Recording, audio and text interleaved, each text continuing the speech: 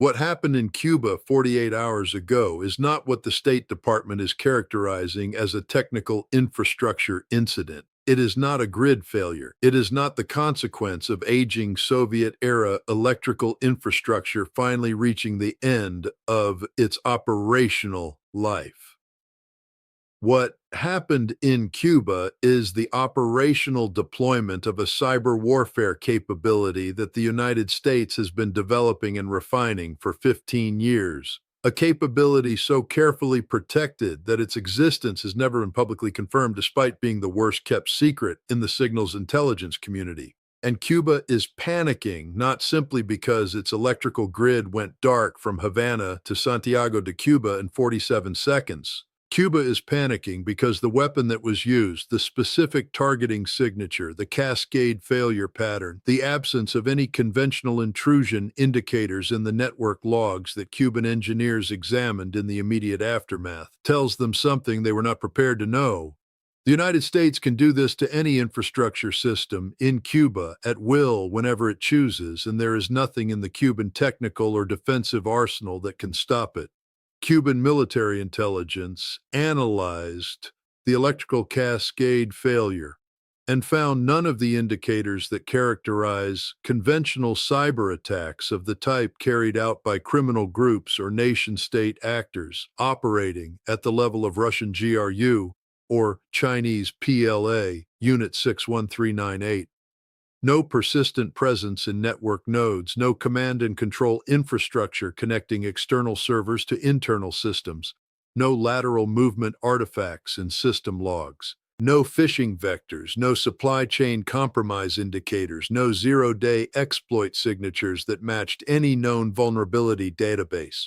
What they found was something that experts in the intelligence community who have worked on offensive cyber operations recognize immediately but cannot publicly confirm: the absence of traces that is itself the trace.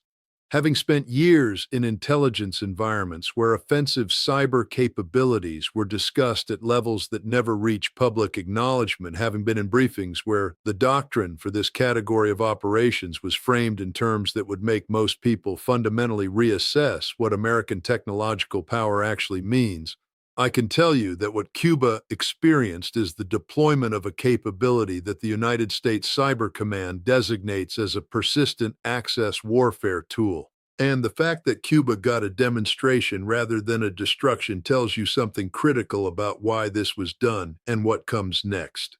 Stay with me, because what I am about to explain about the architecture of American offensive cyber capability is going to change how you think about power projection in the 21st century. The American Offensive Cyber Program traces its modern form to the early 2000s, when the National Security Agency and the Central Intelligence Agency's Information Operations Center began developing what internal documents, some of which have become partially visible through leaks and declassified material, referred to as effects-based cyber operations.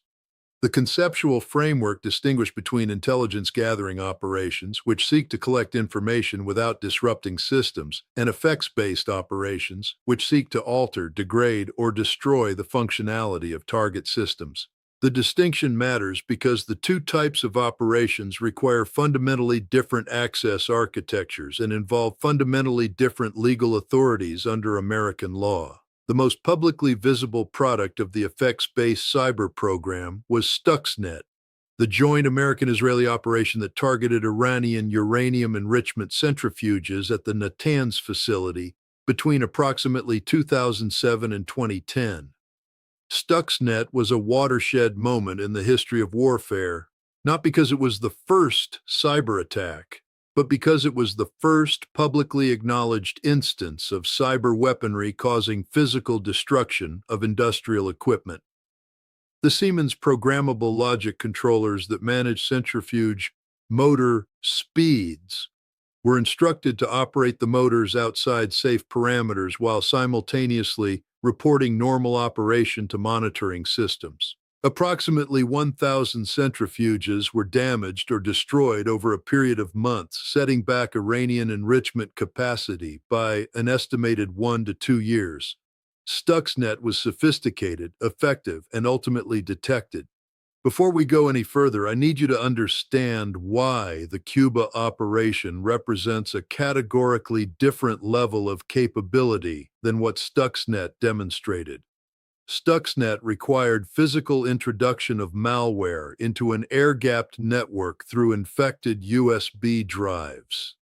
It exploited 4 zero-day vulnerabilities, an unprecedented number for a single piece of malware at the time of its deployment, and it targeted specific Siemens hardware configurations that narrowed its applicability. When it was eventually detected and analyzed by security researchers, it was possible to reconstruct, at least partially, the technical pathway by which it operated. The Cuba operation left no comparable reconstruction pathway. This is not an improvement in degree, and it is a difference in kind. What the absence of conventional intrusion signatures tells experts who understand offensive cyber architecture is that the targeting methodology did not require network penetration in the traditional sense. The capability that American signals intelligence agencies have been developing since the Stuxnet era, which I will refer to by the functional description that best captures what Cuban engineers encountered, is what I call infrastructure resonance exploitation. The concept requires understanding how modern industrial control systems communicate. Every piece of industrial control infrastructure, every programmable logic controller, every SCADA system, every smart grid management node communicates through electromagnetic emissions, both through its wired and wireless network connections and through the electromagnetic signature of its physical operation. These emissions are unique to specific hardware configurations, specific software versions, and specific operational states. They constitute a fingerprint that is invisible to conventional network monitoring, but entirely legible to signals intelligence collection systems operating at the capability level of the National Security Agency. What infrastructure resonance exploitation allows, in principle, is the introduction of specific electromagnetic signals into the environment surrounding target infrastructure that interact with the operational signatures of that infrastructure in ways that produce cascading failures without requiring any network intrusion. The hardware receives signals that are indistinguishable from legitimate operational commands, but that instruct it to perform operations that exceed safe parameters. Because the interaction occurs at the hardware level, below the threshold of software monitoring, there are no log entries. Because it does not require network penetration, there are no intrusion artifacts. Because it exploits the physical operational signature of the hardware rather than software vulnerabilities, it is not addressable through software patches or network security improvements. Let me tell you what this really means for the global security environment if what I am describing is accurate. If the United States has developed and deployed an infrastructure targeting capability that does not require network penetration, and leaves no attributable signature, then the foundational assumptions of both cyber defense and international law as applied to cyber operations have been rendered obsolete simultaneously. The entire framework of cyber defense, from network segmentation to zero-trust architecture to advanced persistent threat detection, is predicated on the assumption that attacks require network access. If attacks can be conducted without network access, that entire defensive framework provides no protection against the specific threat. The entire framework of international law, as applied to cyber operations, is predicated on the assumption that attacks can be attributed, at least eventually, to specific state actors, creating accountability pathways that inform diplomatic and military responses. If attacks leave no attributable signature, the accountability framework provides no deterrence against the specific capability. Cuba's panic is not simply about the darkness that settled over the island for 47 critical seconds. Cuba's panic is about the strategic implications of having been given a demonstration of a capability that they cannot defend against, cannot attribute with sufficient certainty for international legal action, and cannot deter through any conventional military or cyber posture. Cuba's panic is rational. Stay with me because the next part is where everything starts to unravel at the geopolitical level. The United States did not deploy this capability against Cuba without reason. Cuba does not represent an independent geopolitical threat of sufficient magnitude to justify revealing the existence of a capability this sensitive. Cuba matters to American strategic planners right now because of what Cuba is hosting. Russian signals intelligence facilities on Cuban territory have been expanded significantly in the past 3 years. Russian military ships have been making regular port calls at Havana. Chinese signals intelligence infrastructure has been developed at facilities near Bajukal that American intelligence has been tracking for the past 4 years. Cuba in 2024 and beyond is not simply an ideological holdout 90 miles from Florida. Cuba is a forward signals intelligence platform for two of America's primary strategic competitors, positioned to monitor American military communications, naval operations, and strategic infrastructure with a proximity that no other adversarial installation in the Western Hemisphere provides. The cyber demonstration directed at Cuban infrastructure is not a message to Cuba. It is a message to Moscow and to Beijing, delivered through Cuban territory as the medium. The message is precise.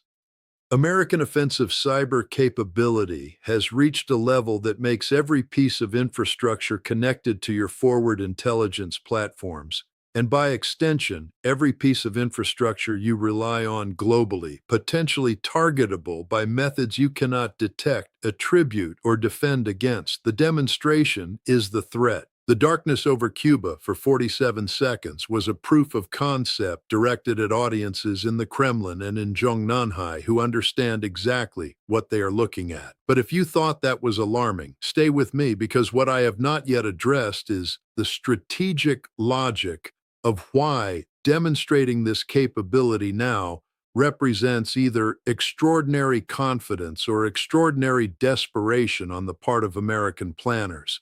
Demonstrating a covert capability reveals its existence. Once revealed, even if the specific technical mechanism remains unknown, adversaries know to direct resources toward detecting, characterizing, and countering whatever the capability is. The rational strategic calculus for deploying a covert capability of this sensitivity requires that either the immediate message delivered by the demonstration is worth more than the capability's future covert utility, or that the capability has advanced to a level where adversaries cannot develop effective countermeasures on any timeline relevant to current strategic competition, regardless of knowing it exists. Either of these conditions being true has profound implications for American strategic thinking about the current competition with Russia and China. The first condition, that the message is worth more than the covert utility, suggests American planners have assessed that the Russian and Chinese intelligence presences in Cuba have reached a threshold of strategic concern that requires immediate signaling rather than continued covert monitoring. If Russian and Chinese collection capabilities from Cuban territory have been generating intelligence damage significant enough to override the value of keeping a strategic cyber capability covert, the intelligence damage is severe, and the decision to demonstrate the capability reflects urgency rather than confidence. The second condition, that countermeasures are impossible on relevant timelines, represents a level of American technological advantage in this domain that, if accurate, fundamentally alters the strategic competition. Russian and Chinese cyber capabilities, while substantial, have primarily operated in the traditional network intrusion paradigm. If American capability has advanced to a post-intrusion paradigm that their defensive architecture cannot address, the asymmetry is strategically significant in ways that connect to every other dimension of the US-China and US-Russia competition. What I have not yet told you is what happens in the coming days and weeks as the consequences of this demonstration propagate through the strategic calculations of every actor who has understood what Cuba just experienced. Russia will immediately intensify its technical analysis of the Cuban grid failure. Russian military signals intelligence operating through the facility at Lourdes that was officially closed but which Russian intelligence services are known to have maintained connectivity to, will apply every collection and analysis tool available to characterize what happened. Russian cybersecurity entities, including those operating under FSB and GRU direction, will task teams to study the incident from every angle available to them. The Russian assessment of what happened will drive decisions about how to respond, and those decisions will reflect whether Russia concludes the capability is as described, whether it is subject to countermeasures that Russian engineering can develop, and whether the demonstration changes Russian calculus about the operational viability of its Cuban intelligence posture. China faces a similar analytical imperative. The PLA, Strategic Support Force, which manages Chinese cyber and space operations, will apply considerable resources to understanding what Cuban grid operators recorded. Chinese telecommunications intelligence capabilities, which have been expanding in Cuba under the infrastructure agreements that have alarmed American intelligence since 2019, are suddenly in a different strategic environment than they were 48 hours ago. Decisions are being made right now that will determine whether what happened in Cuba represents the opening move in a more assertive American approach to countering Russian and Chinese intelligence forward positioning in the Western Hemisphere, or whether it remains an isolated demonstration that achieves its signaling purpose without triggering a retaliatory escalation cycle. The next 72 hours, the next week, the next month of Russian and Chinese responses will tell us which of those trajectories the situation follows. I have been in intelligence environments where capabilities of this sensitivity were discussed. I have analyzed the doctrine that governs their employment. I have watched how strategic demonstrations are used to communicate at the level of state-to-state competition, where official diplomatic channels are insufficient and conventional military signaling is too escalatory. What happened in Cuba has the specific character of a strategic demonstration, targeted, reversible, attributable to American capability without being formally attributable in legal terms, and directed at an audience that understands exactly what it is seeing. The clock is running on how Russia and China choose to respond. Their response will determine whether this was a strategic success that establishes a new deterrence dynamic in the Western Hemisphere, or whether it was the opening of an escalation cycle whose endpoint nobody has fully calculated. Watch Cuba carefully in the coming days. Watch whether the grid failures continue or whether the demonstration was a one-time communication. Watch whether Russian and Chinese diplomatic responses to Washington change in tone or substance in ways that suggest the message was received. Watch whether there are any changes in the operational posture of Russian or Chinese assets in the Caribbean region. Because what happened in Cuba is not a technical incident, it is a strategic event with implications that extend from Havana to Moscow, to Beijing, and back again. The world just witnessed the operational deployment of an American capability that rewrites the rules of infrastructure warfare. The only question is whether the audience for whom it was intended has drawn the right conclusions from what they saw, and whether those conclusions lead to de-escalation or to a response that tests the limits of a capability that, if real, has no currently known defense. There is a moral dimension to this story that I am obligated to address because the technical and strategic analysis risks losing sight of what infrastructure warfare means for the people who live inside the infrastructure being targeted. The 47-second blackout that covered Cuba from Havana to Santiago de Cuba was not 47 seconds of inconvenience. In hospitals across Cuba, medical equipment dependent on electrical power failed. Patients on ventilators, on dialysis machines, in operating theaters, experienced a 47-second interruption that, in medicine, is the difference between life and death in a nonlinear and unpredictable number of cases. I need you to understand what this means for human beings, because the strategic logic of demonstrating capability through infrastructure targeting treats civilian infrastructure as a legitimate medium for state-to-state communication, and civilians are the people who live inside that medium.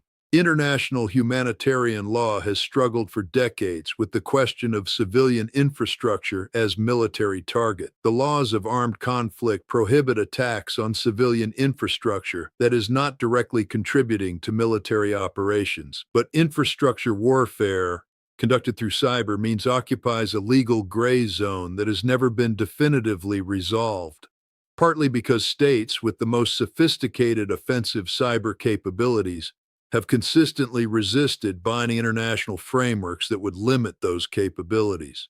The United States, in its own national cyber strategy, has asserted the right to conduct offensive cyber operations as a tool of statecraft below the threshold of armed conflict. Russia has asserted equivalent rights. China has asserted equivalent rights. The gray zone is not a diplomatic failure. It is a deliberate strategic choice by all the states capable of operating in it. The people of Cuba, who had no role in the intelligence facility decisions that apparently motivated the demonstration they just experienced, are the human reality behind a strategic calculation made at levels of their government and its foreign partners that were entirely outside their knowledge or consent.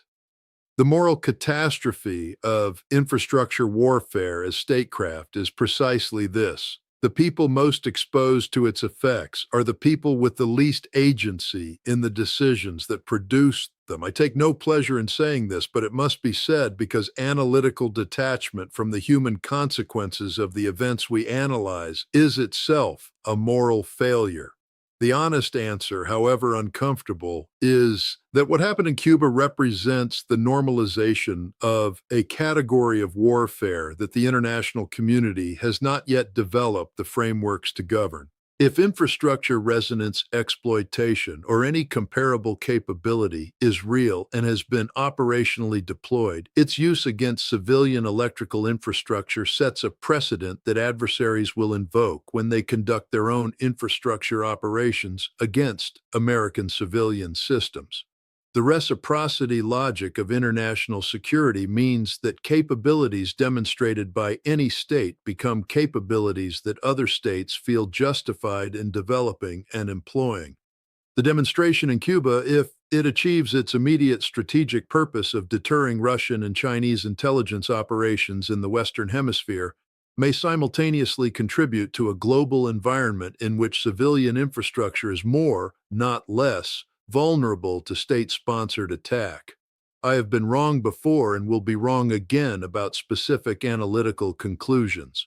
The specific technical mechanism I have described may not be precisely accurate to the classified reality.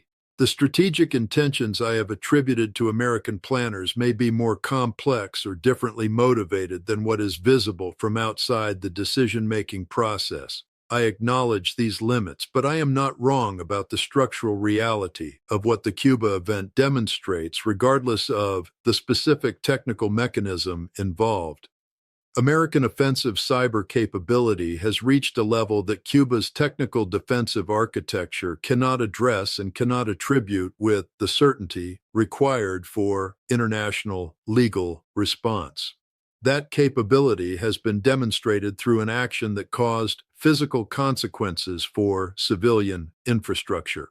The strategic audience for the demonstration is Russia and China, whose intelligence forward positioning in Cuba has apparently triggered a decision at American national security levels that the risk of revealing a sensitive capability is justified by the urgency of the message that needed to be sent.